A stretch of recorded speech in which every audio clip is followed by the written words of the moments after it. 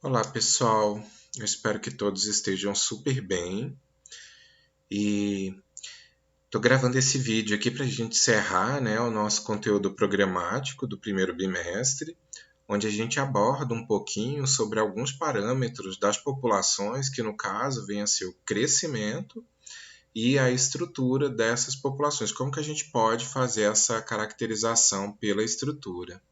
Então, ao final dessa aula, a gente precisa, né, caracterizar o que permite o crescimento, diminuição das populações, ou seja, a sua dinâmica, e também a estrutura delas a partir desse parâmetro.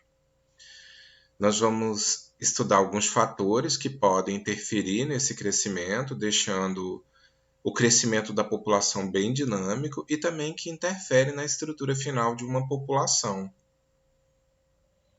Vamos analisar alguns estudos de caso e pensar um pouquinho, né, sobre as ações humanas, os impactos que a gente tem causado na natureza, como que isso também pode ser um fator que altera a dinâmica e estrutura das populações naturais.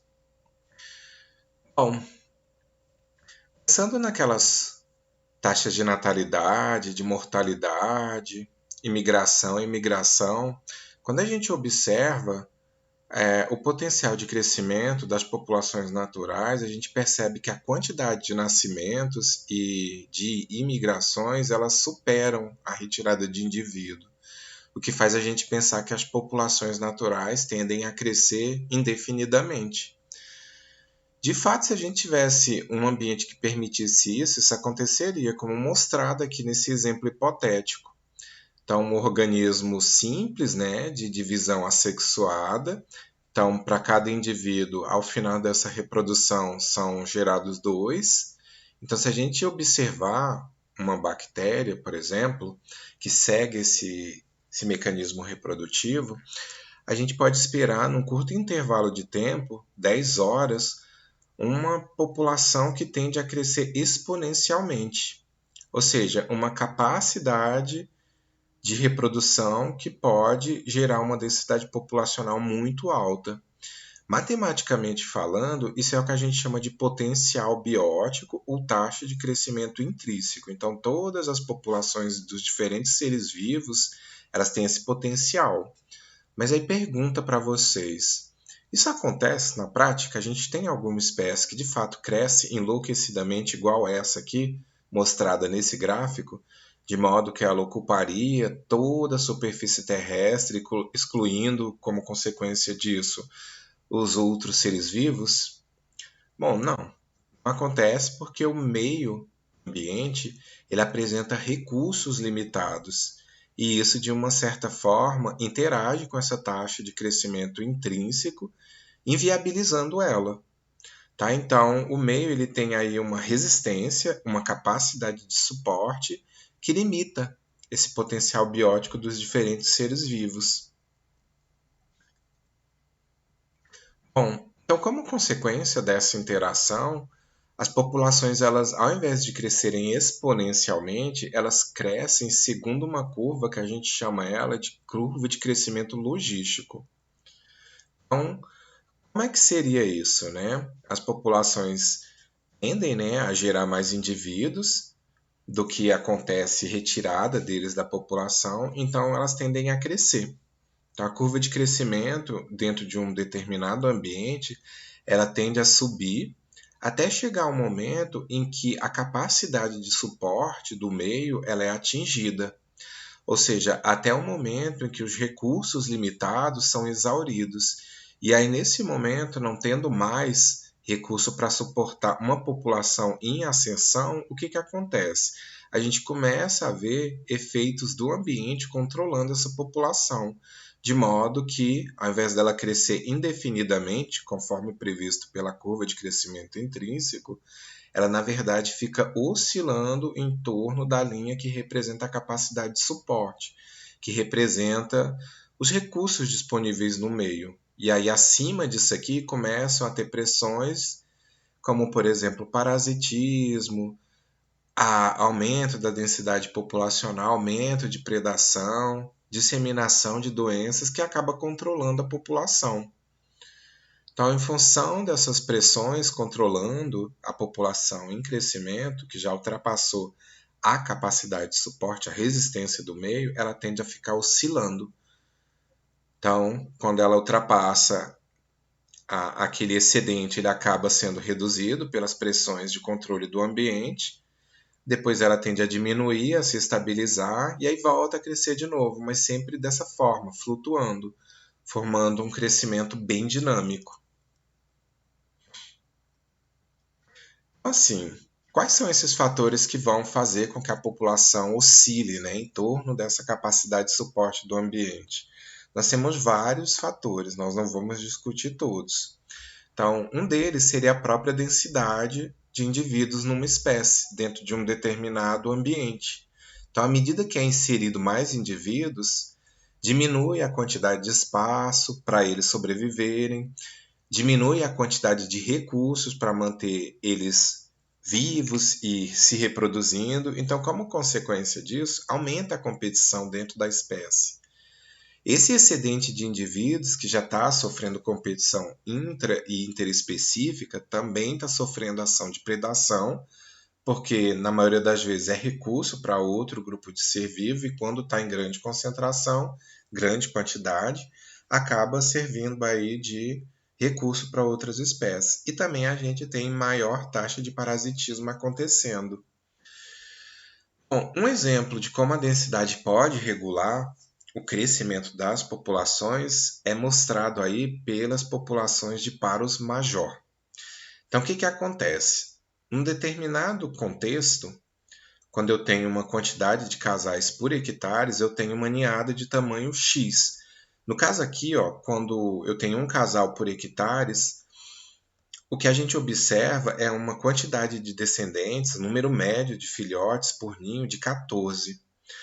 E aí, quando eu aumento a quantidade de casais dentro desse mesmo hectares, por exemplo, 18 casais por hectares, a quantidade de filhotes nesse mesmo ninho, número médio, ele é reduzido bastante, ele vai para 8.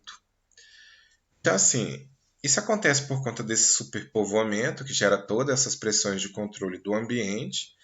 E, além disso, a gente pode considerar também que um excesso de indivíduos gera vários outros fatores que não foram falados até então, como, por exemplo, mais barulho, mais calor, mais indivíduos trocando calor um com o outro, então gera um estresse ambiental que pode causar tensão emocional, e aí na fêmea isso pode causar abortos naturais e, como consequência, reduzir a taxa de natalidade, levando como consequência a produção de menos filhotes. Então, esse é um exemplo de como a densidade alta pode controlar as populações.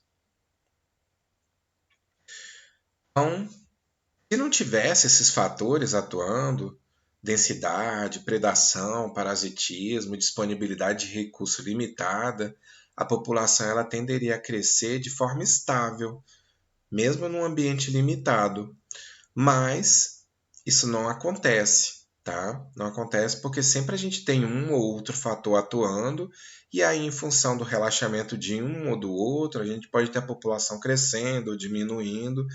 Então, em torno de uma curva de crescimento ideal, a gente, na verdade, tem uma dinâmica bem acentuada da população, uma hora crescendo, uma hora diminuindo, isso porque um ou outro fator regulador da população está atuando ou não. Bom, com relação à regulação por parasitismo, a gente tem um exemplo bem interessante fornecido aí por larvas de borboleta da espécie Pieris brasica.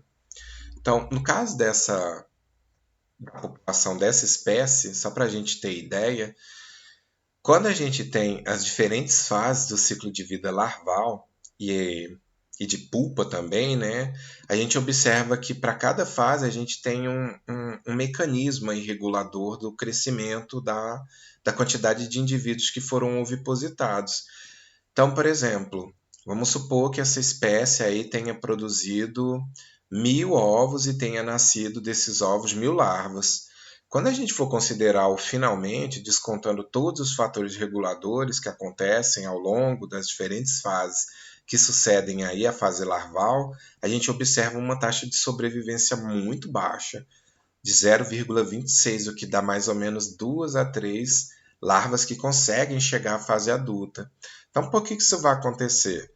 Porque a gente tem organismos que parasitam essas larvas, a gente tem doenças específicas da fase larval que acontecem numa proporção muito grande, já eliminando grande parte dessas larvas que eclodiram. A gente tem também a pressão por predação de pássaros em cima dessas larvas, que as utilizam como recurso. E temos também outros tipos de parasitismos na fase de crisálida, de pupa. Então, quando a gente desconta tudo isso em torno do que foi ovipositado, muito pouco chega na idade adulta. Então, aqui fica evidente o quanto o parasitismo ele controla demais a população. E parece um número muito pequenininho, né? Só 2 a 3 larvas que conseguem chegar à fase adulta, mas na verdade é um número que já segura a persistência da espécie, tá? A gente tende a pensar que na verdade está causando uma extinção, né? Porque está tendo muita mortalidade, mas na verdade esse controle é importante. Ele mantém a espécie ali vivendo junto com outras, e se não existisse, era capaz que de fato essas 1.000 borboletinhas chegassem à fase adulta, o que para outras espécies não seria algo interessante, porque aí teria um outro tipo de competição, outro tipo de pressões aí regulando a população de outros seres vivos. Bom, uma forma também de controlar o crescimento populacional é por conta das relações de predação entre presa e predador. E um exemplo bem clássico que a gente tem são os fornecidos aí pela dinâmica coincidente das populações de linces e de lebres do Canadá. Então, ao longo de um certo tempo, né, desde 1855 a 1935, foi aí computado, né, a quantidade de indivíduos ao longo do tempo dessas duas espécies. E aí, quando a gente compara os gráficos de crescimento das duas espécies, a gente percebe uma oscilação bem curiosa e bem coincidente das duas espécies. Então, aqui em azul, a gente tem, ó, por exemplo, a população de lebres aumentando em número, tá? Num determinado tempo, então o ambiente está favorável para crescimento, gera um pico e depois esse pico ele tende aí a sofrer um afunilamento de indivíduos, causando um declínio da população. E aí, ao longo do tempo, a gente observa essas flutuações. Por que a população de lebre não cresce, né? Lembrando que a lebre é esse coelhinho aqui, branquinho, né? Que é predado pelo lince. Por que ela não cresce indefinidamente? Aqui a gente vê que tem um potencial de crescimento bem interessante, mas não ultrapassa aí os 160 indivíduos. Tá? Por que isso não acontece? Porque os indivíduos dessa população elas servem de recurso para os indivíduos de lince, das populações de lince. E aí, quando a gente tem uma grande quantidade de presas, óbvio que a gente vai ter mais recurso para o predador obter energia para sua manutenção e sua reprodução. E como consequência, um tempinho depois, né, do crescimento, do pico das populações de lebre, a gente observa o crescimento da população de predador, no caso aí de lince. Nesse caso, é um crescimento que não ultrapassa, né, o crescimento da lebre, e aí as razões são óbvias. Se a gente tem uma população de predador que cresce mais que a de presas, é óbvio que a intensidade de predação ela tende a ser maior, de modo que pode excluir a população de presa. E se for uma relação de exclusividade, como consequência dessa alta intensidade de predação, a própria população de predador pode desaparecer ao longo do tempo. Bom, a mesma coisa também pode acontecer no caso, né, de persistindo as lebres, desaparecer a população do predador, do lince. Então, se eu não tenho quem controle esse crescimento aqui das lebres, a tendência é que isso aqui ultrapasse esses valores, que aumente a população, a densidade populacional e aí não mais a predação passa a controlar a população de lebres, e sim outros fatores, como densidade, competição intraespecífica e por aí vai. Então, se eu não tenho predador, a gente pode ter esses prejuízos para o ambiente devido à superpopulação de presas. Bom, falamos então aí de alguns fatores, né, que controlam o crescimento da população após ela ultrapassar a capacidade de suporte do meio, e isso faz com que ela fique oscilando, né, em torno dessa linhazinha que é a capacidade de suporte, entre parênteses, quantidade de alimento disponível, de espaço para abrigo e procriação, dentre outros fatores. Então, esgotou esses recursos, a gente tem então esses fatores atuando na população de modo a fazer com que ela flutue em cima dessa linhazinha que é a capacidade de suporte. Por fim, para terminar esse nosso bate-papo, a gente tem uma outra forma de caracterizar as populações que estão aí nessa dinâmica populacional. Então, a gente faz uma caracterização usando diagramas, que são as pirâmides, que pode ser ou a idade dos indivíduos, ou o sexo deles. Então, posso usar um ou outro, ou posso usar os dois parâmetros ao mesmo tempo. Quando eu faço isso e gero esse esquema, eu concluo se a população está estruturada ou não em determinada idade ou determinado sexo.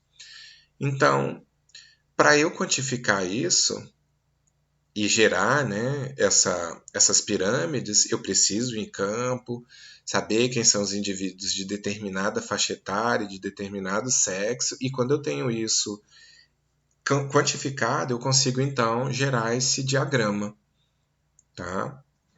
Então, isso é interessante porque me permite dizer muitas coisas. Aqui eu tenho dados de idade, de sexos para humanos, mas lembrando que o humano é uma espécie biológica também, tá? Então, temos uma população, ok, de humanos, mas os dados que eu estou apresentando aqui podem ser extrapolados para a população de qualquer ser vivo, desde que eu faça a quantificação de idade, de sexo ou de outro parâmetro que me permita fazer essa diagramação aqui. E aí, com ela, o que eu posso observar, né? Quando eu estou olhando só a idade dos indivíduos, uma população ela pode ter uma base bem larga e um ápice um pouquinho reduzido. E aí isso diz para mim o quê? Diz que a população está estruturada por indivíduos que estão aí novinhos, entrando na idade reprodutiva e que tendem a crescer. Isso porque se eu tenho indivíduos em idade reprodutiva, eles tendem a ter mais taxa de natalidade, mais reposição dos indivíduos e, como consequência, uma possibilidade de aumento. Então, quando eu tenho uma situação dessa, eu posso prever que a população tende a aumentar. Mas uma população alta, né, a gente pode ter outros fatores atuando nela, de modo que a base, no final das contas, onde eu tenho os indivíduos mais de idade avançada, eles tenham sofrido algum tipo aí de fator regulador do tamanho populacional. Então, pode ter acontecido mais mortalidade nas faixas etárias avançadas e por aí vai. Em populações como a do Brasil, né, atualmente, em que a base ela já não é tão alargada, mas ainda assim tem indivíduos na faixa reprodutiva, num outro grupo, ainda assim a gente tem uma previsão de crescimento da população.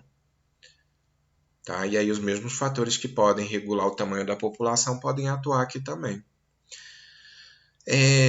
Em populações onde a gente tem uma inversão da pirâmide, de modo que a base dela ela é bem mais curta do que o ápice, a gente tem aí como possibilidade um decréscimo, né? Um afunilamento da população. E isso não é interessante. Então, se a gente encontra uma população na natureza que está numa situação dessa, com poucos indivíduos reprodutivos e mais indivíduos numa faixa etária mais avançada que não se reproduz, isso é complicado, porque ela pode entrar em declínio populacional. Tá? É óbvio que aqui os dados são de humanos, é um outro contexto, embora a gente consiga refletir tranquilamente. Então, como eu disse para vocês, a gente pode usar o parâmetro idade para construir essas pirâmides e falar um pouquinho a respeito do crescimento da população, quem é que está estruturando ela, que faixas etárias. Mas a gente também pode usar o sexo, tá? Além do fator idade. E aí ver o que está acontecendo com a população ao longo do tempo. Então, posso acompanhar uma determinada classe, o que acontece com ela ao longo do tempo, se ela aumenta ou diminui. A tendência é diminuir, tá? E com o passar do tempo desaparecer dentro de uma pirâmide. Então, ok. Quando eu tenho então essa possibilidade, eu consigo ver aí quantos indivíduos dos diferentes sexos estão, né, distribuídos ao longo das diferentes faixas etárias. E a mesma coisa, quando eu tenho uma base muito extensa, tenho aí uma população que tem uma previsão de crescimento interessante, alto. Embora a gente possa ter no futuro também fatores aí regulador do tamanho populacional. E quando eu tenho um ápice, né, na pirâmide um pouco maior, a gente já pode ter aí outro tipo de previsão, uma população que está tendendo ao envelhecimento e uma reposição menor de indivíduos. E aí precisa estudar caso a caso para saber o que está acontecendo para interferir nessa situação que pode, no futuro, não ser interessante, porque pode causar o declínio populacional. Então, isso eu já falei, eu vou pular. Tá? Então, só para finalizar, quando eu tenho então essas pirâmides de idade e o sexo, né, eu consigo então ter essas tendências de tipo de crescimento, se está crescendo ou está diminuindo, se está estável, tá? Então é importante a gente fazer esse tipo de observação também. É mais um fator que pode ser usado para estudo das populações. Então, pessoal, eu espero que tenha ficado claro essas informações para vocês. Se não, tem lá uma referência para vocês lerem um pouquinho mais, refletir a respeito, lá na nossa página do NEAD. E para finalizar esse nosso tema, temos então os exercícios relacionados para serem feitos dentro do prazo que eu já passei para vocês, tá? Então, era isso que eu tinha para falar. Eu espero que tenha ficado bem claro tudo e por agora acabamos aí esse nosso primeiro bloco, tá? Então, abração para todo mundo, espero que todo mundo progrida aí na vida, na carreira de meio ambiente, e é isso. Até um próximo encontro, tá, pessoal? Tchau, tchau. Abração.